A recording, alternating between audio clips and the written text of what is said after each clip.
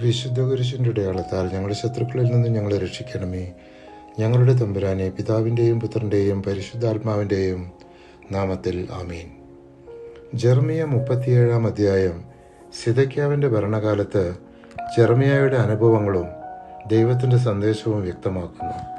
38-ാം അധ്യായമാകട്ടെ ജെറമിയായുടെ കഠിന പരീക്ഷണങ്ങളും സിദെക്കീയാവിനോടുള്ള രഹസ്യ സന്ദേശവും വ്യക്തമാക്കുന്നു.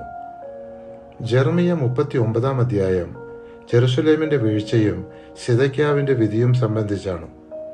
ഞാൻ നിന്നെ നിശ്ചയമായും രക്ഷിക്കും, നീ വാളിന് ഇരയാവുകയില്ല, യുദ്ധസമ്മാനമായി നിന്റെ ജീവൻ സംരക്ഷിക്കപ്പെടും. എന്തെന്നാൽ നീ എന്നിൽ ആശ്രയിച്ചു, കർത്താവ് അരുളി ചെയ്യുന്നു.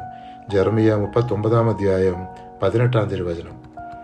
ജെറമിയ 40-ാം അധ്യായം ജെറുസലേമിൻ്റെ വീഴ്ചയ്ക്ക് ശേഷമുള്ള സംഭവങ്ങളും ജെറമിയായുടെ സ്വാതന്ത്ര്യവും വ്യക്തമാക്കുന്നു. 41-ാം അധ്യായത്തിൽ ഗദല്യാവിൻ്റെ വധവും യഹൂദയായിലെ കലഹവും വിവരിക്കുന്നു. ജെറമിയ 42-ാം അധ്യായത്തിൽ യോഹന്നാനും ജനങ്ങളും ദൈവത്തിൻ്റെ മാർഗനിർദ്ദേശം തേടുന്നതും അവരുടെ ഭാവി സംബന്ധിച്ച ദൈവത്തിൻ്റെ ഉത്തരവും വ്യക്തമാക്കുന്നു.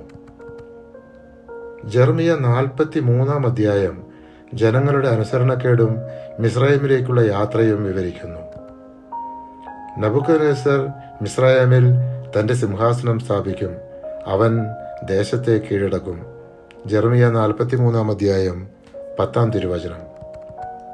ജെറമിയ 44-ാം അധ്യായം മിസ്രയീമിൽ താമസിക്കുന്ന യഹൂദക്കാർക്കുള്ള ദൈവത്തിൻ്റെ മുന്നറിയിപ്പും അവരുടെ പ്രതികരണവും വ്യക്തമാക്കുന്നു. നിങ്ങളുടെ ദുഷ്കർമ്മങ്ങൾ കൊണ്ട് യഹോവയുടെ കോപം ജ്വലിച്ചു, അതുകൊണ്ട് നിങ്ങളുടെ ദേശം ശൂന്യമായി.